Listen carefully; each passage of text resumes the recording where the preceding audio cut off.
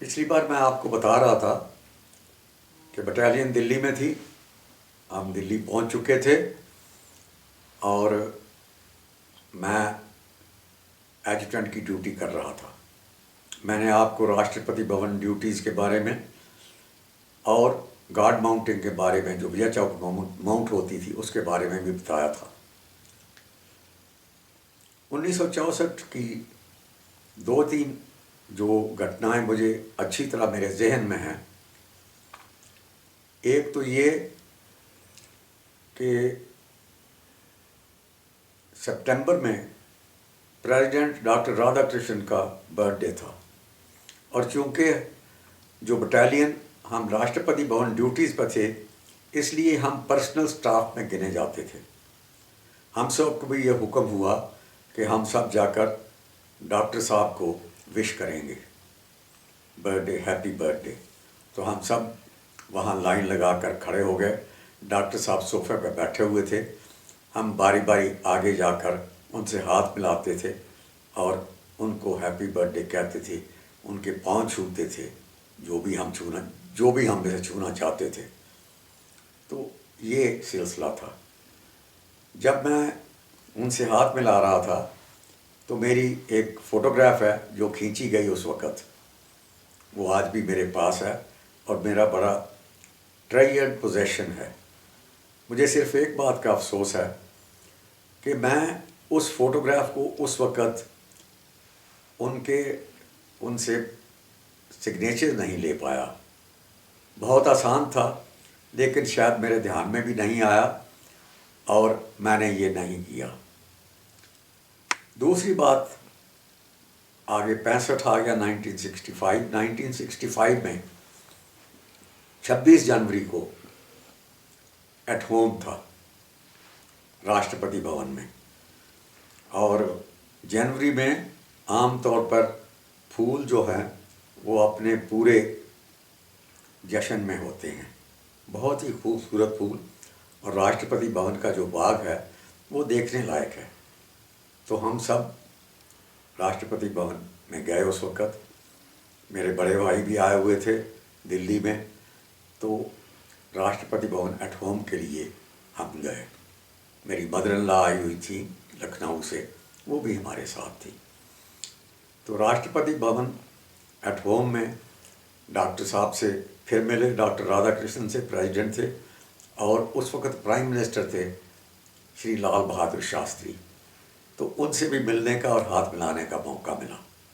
मेरे बड़े भाई साहब ने डॉक्टर राधाकृष्णन से हाथ मिलाया और शास्त्री जी के पाँव छुए।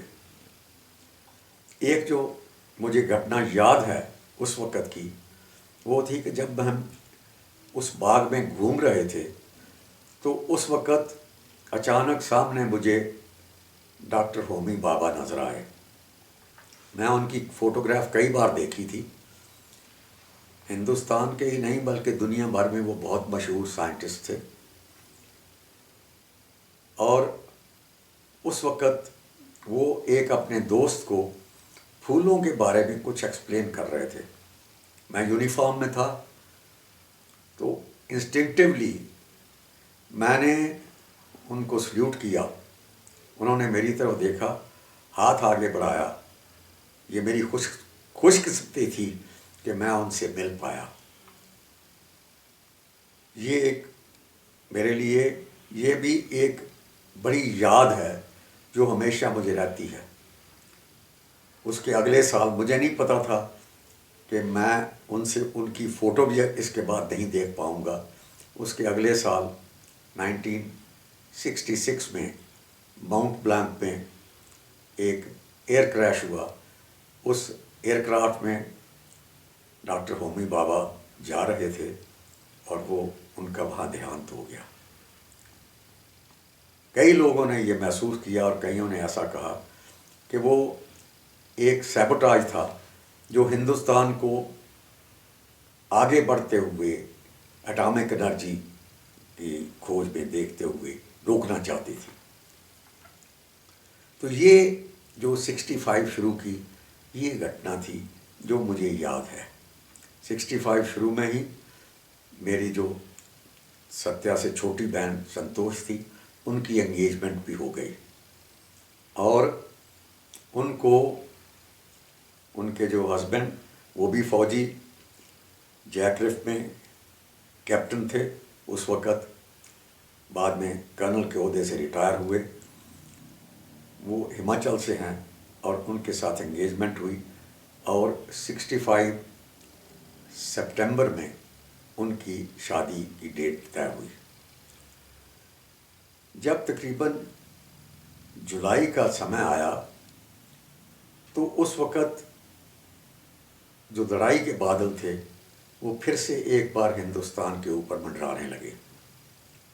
65 में फील्ड मार्शल अयूब खान ने सोचा कि हिंदुस्तानी फ़ौज अब मार खा चुकी है चीनियों से, इसका मोराल डाउन है और इसको अभी पकड़ने का या कश्मीर को हासिल करने का ये सबसे बेहतरीन मौका है। तो उन्होंने प्लान बनाई और वही जो हमेशा हर बार वो करते हैं, टेररिस्ट या रेडर्स के रूप में उन्होंने गुलमर्ग से ये शुरू किया। वहाँ पर एंट्री हुई। वहाँ पर हमारे एक अफसर थे colonel Chadha, lieutenant colonel Chadha, जो मेरे इंस्ट्रक्टर थे जब मैं एकेडमी में IMA में 1955 में 1956 में कैडेट था। उस वक़्त वो कैप्टन थे, मेजर बने और 65 में वो लेफ्टिनेंट कर्नल थे और पलटन कमान कर रहे थे। उनकी वहाँ शहादत हुई और उसके साथ साथ हमें पता चला कि पाकिस्तान ने अपना हमला शुरू कर दिया है। उन्होंने इस तरह से हमारे ऊपर ये शुरू किया है।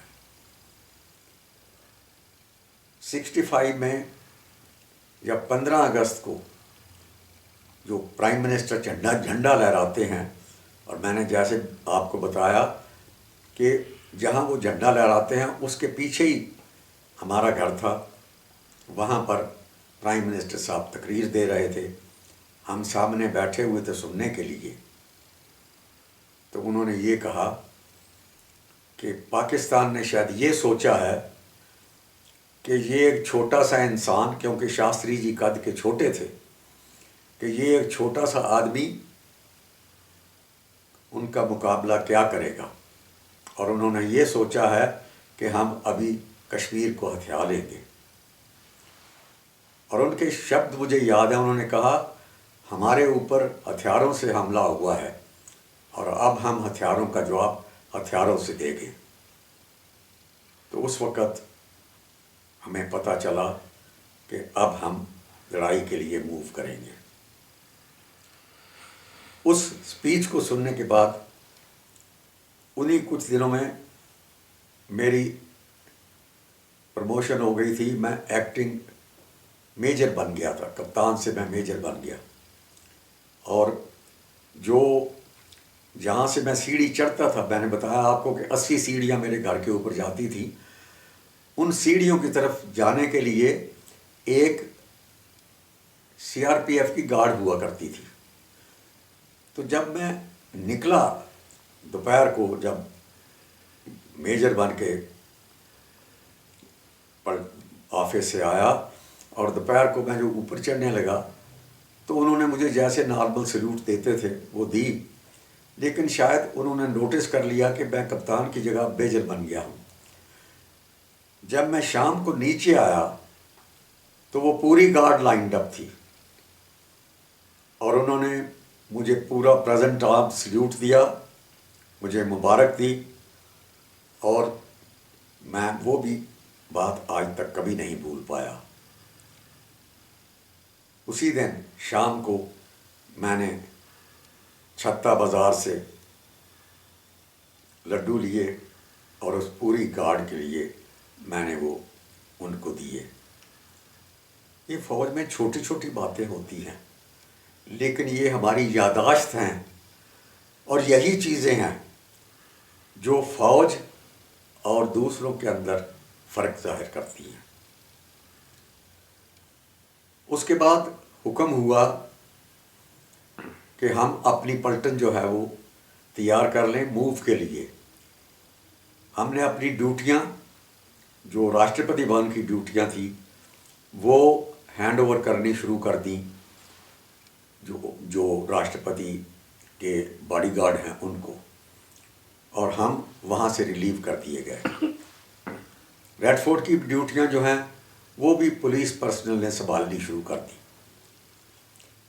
सीओ साहब ने, कर्नल बख्शी साहब ने मुझे बोला कि फैमिली सब वापस जाएंगी, आप अपनी फैमिली वापस छोड़ना चाहते हो, कहाँ छोड़ेंगे? तो मेरे पिताजी ने, जो ही ये लड़ाई के थोड़े हालात होने शुरू हुए थे, तो मेरे पिताजी ने मुझे चिट्ठी में लिखा था कि आप उमा को और संजय को लखनऊ छोड़ दें। लखनऊ में, जैसा मैंने बताया था, कि उमा की फैमिली, उमा के पिताजी और उनका परिवार वहाँ था। मैंने उमा को बताया, जब मैंने चिट्ठी पढ़ के सुनाई तो उसने कहा नहीं, मैं जलंधर जाऊंगी। तो मैंने कहा, पिताजी ने कहा है कि जलंधर में ख़तरा है, आप लखनऊ जाइए। उन्होंने कहा कि अगर उनके लिए ख़तरा है तो मैं भी उस ख़तरे में उनके साथ होंगी और मैं जलंधर ही जाऊंगी। और वो जलंधर के लिए जाने के लिए मेरे साथ तैयार हो गई। एक उस वक़्त गाड़ियाँ ट्रुप्स को लेकर, जवानों को लेकर, फ़ौज की टुकड़ियों को लेकर आगे बॉर्डर की तरफ जाती थी।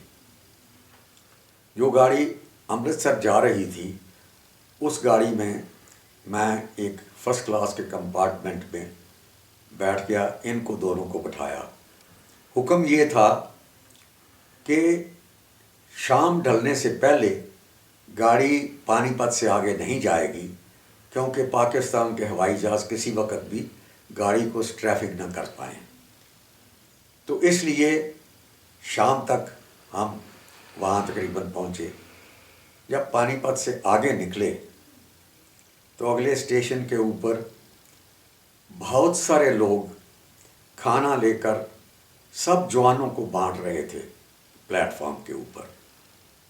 हमें भी वो खाना उन्होंने ऑफ़र किया, लेकिन हम दोनों थे, हमने तो समझा कि हम रात को घर में पहुंच जाएंगे तो वहीं खाएंगे जाकर 10-11 बजे।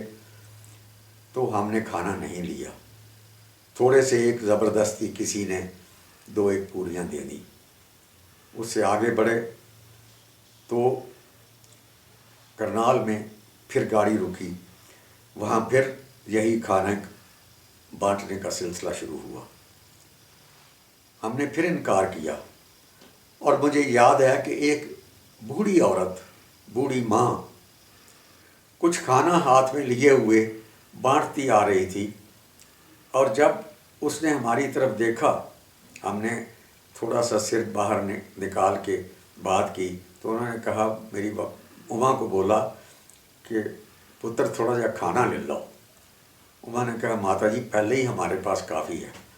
उन्होंने कहा, पुत्र ये छोटे बच्चे के लिए कुछ तो ले लो, थोड़ा सा ही ले लो। उनका प्यार जो है वो आज भी मेरी आंखों में आंसू ले आता है। और मैंने ये महसूस किया कि जिस देश के लोग अपने जवानों से इतना प्यार करते हैं, उस देश को हराने की क्षमता किसी में भी नहीं है। हम तकरीबन 11 बजे के करीब जलंधर पहुंचे। वहाँ से घर गए। घर जाने के, रेलवे स्टेशन से जाने का एक ही तरीका था हमारा, जो हम इतने दिनों से इस्तेमाल करते आ रहे थे, वो थे पैडल रिक्शा। तो वो रिक्शा वाला रात को 11 बजे हमें घर ले गया। मुझे बताया गया कि 2-2:30 बजे के करीब यही गाड़ी वापस जाएगी। और चूँकि मेरे पास कोई छुट्टी नहीं थी, मैं सिर्फ अपने परिवार को लखनऊ जलंधर छोड़ने के लिए आया था। मैं घर में सब अपने परिवार से मिला, अपने पिताजी से मिला, माताजी से मिला, भाई बहनों से मिला, सबसे मिला। और फिर मेरे पिताजी मुझे 1:30 बजे के करीब फिर स्टेशन में छोड़ने के लिए आए। हम दोनों रिक्शा में आए। मेरे पास सामान तो कोई था नहीं, क्योंकि मैं लेके ही नहीं आया था। सामान जो उमा और संजय का था वो मैं जलंधर में छोड़ चुका था। वो आए, प्लेटफॉर्म पर खड़े रहे मेरे पास। आम तौर पर जब भी वो मुझे रेलवे स्टेशन पर छोड़ने आते थे, बहुत बातें किया करते थे, सब कुछ कैसा माहौल है, क्या खबरें हैं, बड़ी खबरें कौन सी हैं, तो कब तक अगली बार छुट्टी मिलेगी, बहुत कुछ बातें करते थे। लेकिन उस दिन वो बिल्कुल चुप थे। और जब गाड़ी आई, मैंने अंदर वो फर्स्ट क्लास के नज़दीक पहुंचा, जाके खड़ा हो गया। मैंने उनके पाँव छुए।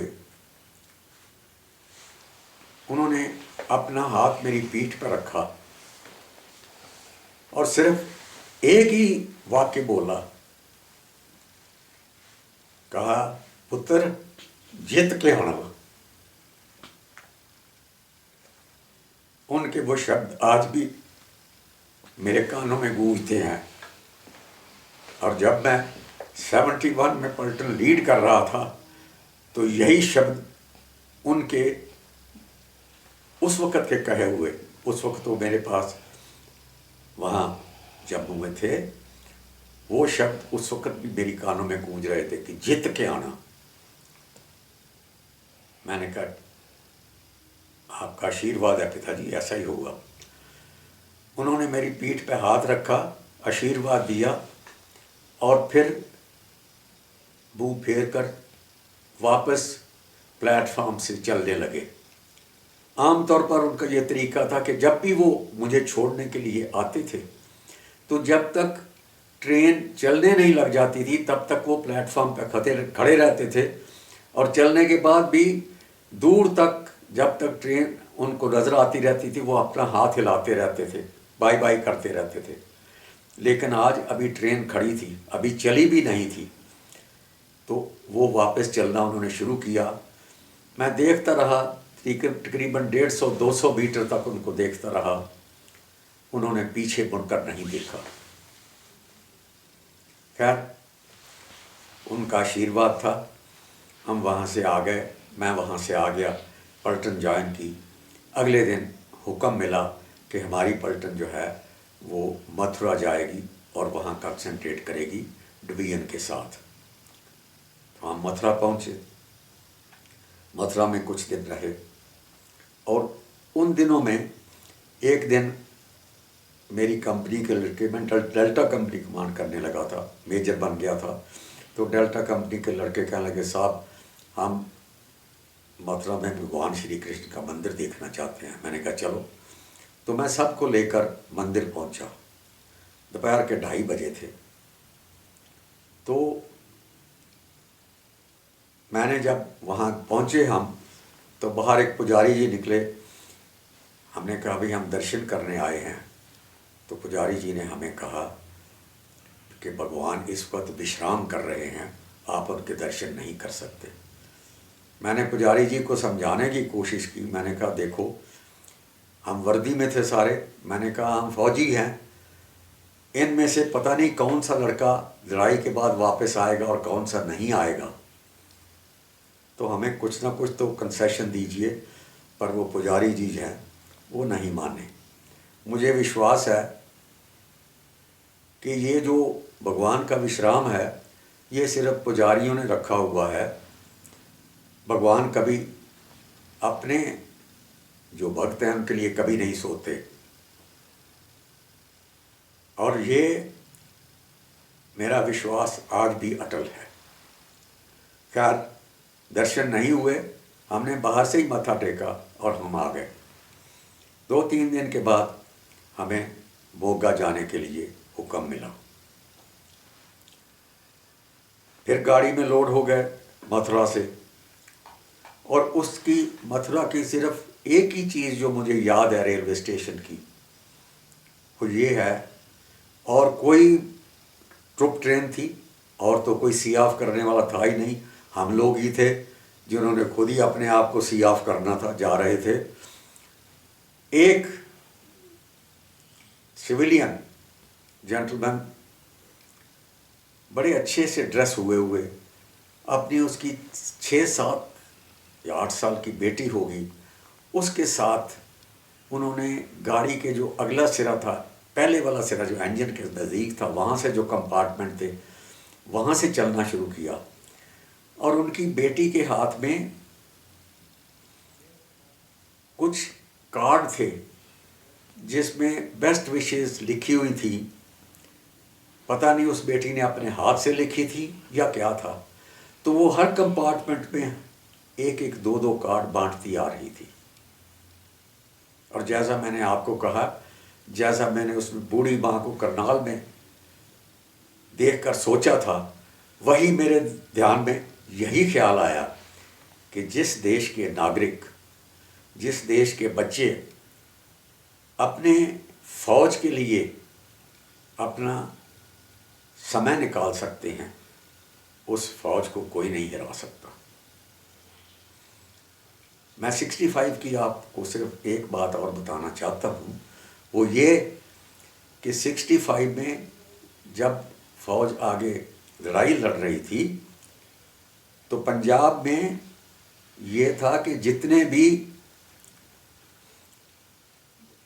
गांव थे नज़दीक, वो खाना बनाकर जवानों के लिए आगे फ्रंट पे ले जाते थे और वो कमांडिंग अफसर जितने थे उनको ये बताते थे कि साहब आप आगे देखो, पीछे हम ख्याल रखेंगे। और एक अमृतसर के जो बहुत मशहूर आदमी थे वो थे बिजली पहलवान, जिनका बेटा बिजली, जिसने आज ये जितने भी ये सिनेमा हॉल हैं जो तकरीबन पूरे हिंदुस्तान में अब छाए हुए हैं, उसने ये शुरू किए हैं। ये उनका बेटा है, मुझे उसका नाम भूल रही है, लेकिन वो अपने साथ नाम के साथ बिजली लगाता है। तो उनके पिताजी बिजली पहलवान थे, जिनके तकरीबन 100 ट्रक अमृतसर से बॉम्बे तक और कलकत्ते तक चलते थे। बहुत अमीर थे और बहुत दिल वाले थे। और उनका ये हुक्म था कि हर ट्रक जो है उनका सुबह वो मंडी में जाएगा और जितना भी फ्रूट है मंडी में वो सब उठा लिया जाएगा, अमृतसर मंडी का फ्रूट। और वो सब जितने ट्रक हैं जवानों में फ्रूट बांटने के लिए जितने भी इस्तेमाल होते हैं, उनके ऊपर कोई कंट्रोल नहीं था, सब इस्तेमाल करने के लिए वो तैयार थे। कई बार फौज ने ये कहा उनसे, क्योंकि अभी तब फिर थोड़ी थोड़ी ऑर्गेनाइजेशन शुरू हो गई थी कि जो हम ट्रक हायर करते हैं, क्योंकि जवानों को आगे भेजने के लिए अपनी ट्रांसपोर्ट जहाँ काफ़ी नहीं थी, तो ये एक सिस्टम बन गया था कि उनके सारे आप नाम, नंबर, ड्यूटी का टाइम इस्तेमाल कर लो। तो वो भी शुरू हो चुका था। लेकिन बिजली पहलवान का ये हुक्म था कि साहब आप हमारे ट्रक इस्तेमाल करो, पैसे हम बाद में वसूल कर लेंगे। तो ये जो जज्बा है ये मैंने पंजाब में देखा। जैसा आपको याद होगा, पाकिस्तान का हमला जो आया, वो जो बड़ा हमला आया वो अखनूर ब्रिज की तरफ आया था।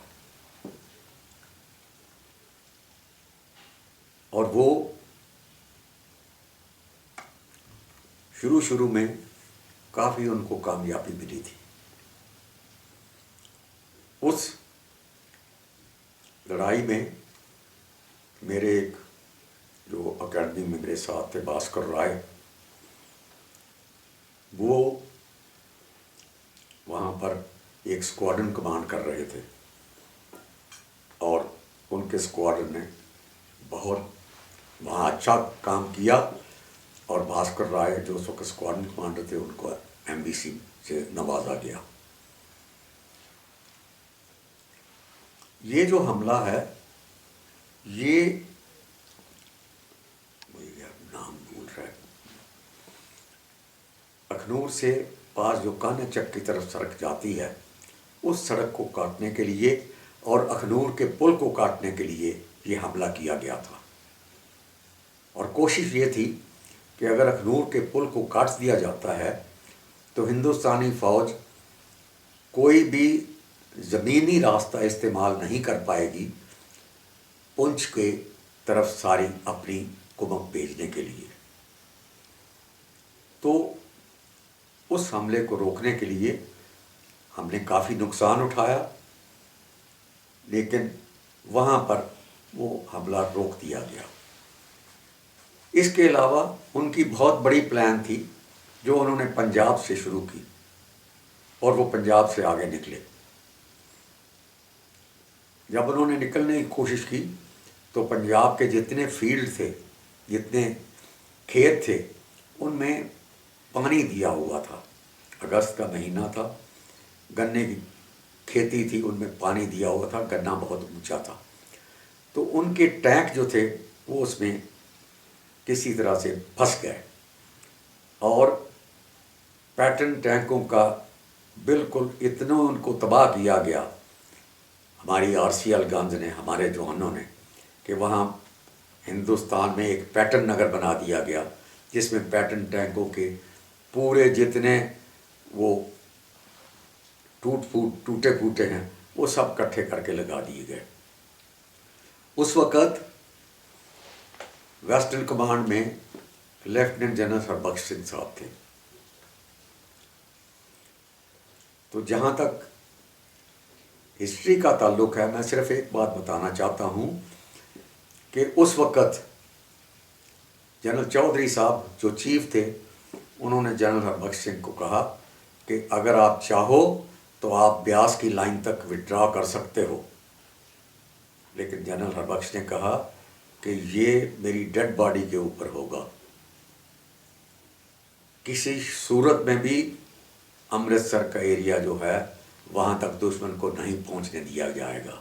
और वो नहीं पहुँच पाया। तो ये जो थी लड़ाई बहुत ज़बरदस्त थी।